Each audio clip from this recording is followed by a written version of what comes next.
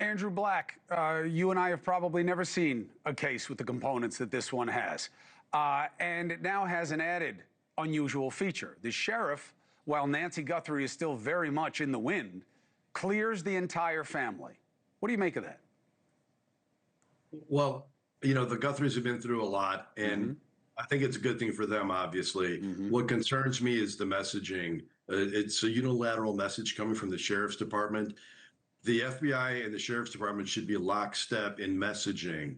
The FBI should be leading the messaging, should be leading the press conferences, should be leading the media relations. The executives in the FBI are trained with media and reporters on how to message properly, coherently.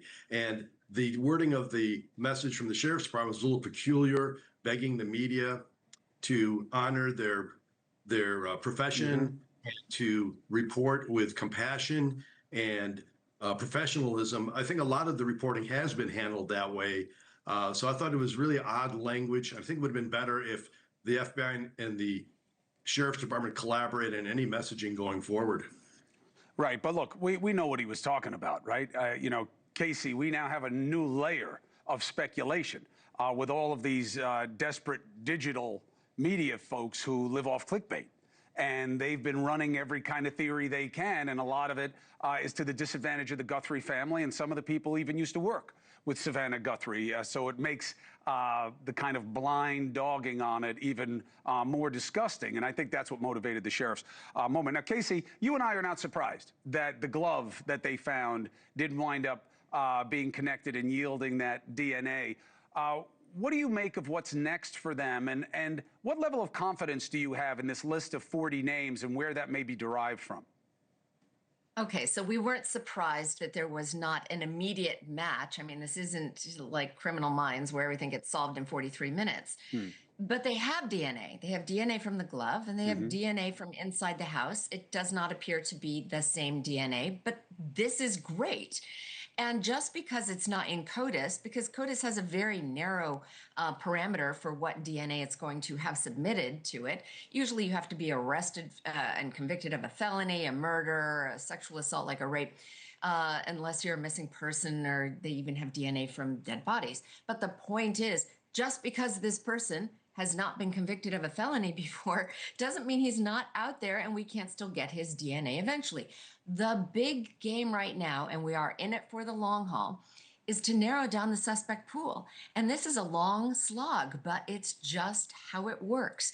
You get those names from the Walmart data bank, people who have purchased this backpack, and then you start going around and shoes on the pavement. Ask the gun shop owners, some of whom don't watch TV and don't know anything about Nancy Guthrie's disappearance.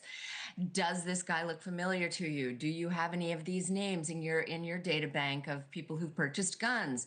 Oh, you do? Let's take a look at that driver's license. I mean, this is how it's done. So I'm not hopeless at all. This is just the beginning of a long investigative process, and we will, I have no doubt, figure out who that suspect on the porch is. It may just take a while. So, Andrew, in terms of what we know about timing, how often in your experience has someone taken someone for profit and not come forth in an insistent way with a demand like this? Not in my career. I've been involved in numerous kidnappings in my career, and it's a business transaction. The individuals have kidnapped someone, they're holding them for ransom, and they have a plan to make contact with the family or law enforcement right away. This is like no kidnapping case that I have seen. One other quick thing, the gun. I haven't studied the video, but I am told by people on the ground there that, yeah, they saw the weapon, they identified what kind of weapon it is, and that's where they got the 40 names, because they closed it into a pretty tight circle of who sells it and where. Does that make sense to you that they're able to get enough identification detail from what they see in this video to make that kind of ask?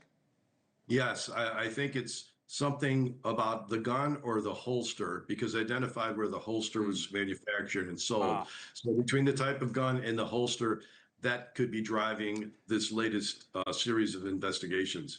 Thank you for watching. Subscribe below and download our NewsNation app right now on your phone, and you will get fact-based, unbiased news for all Americans.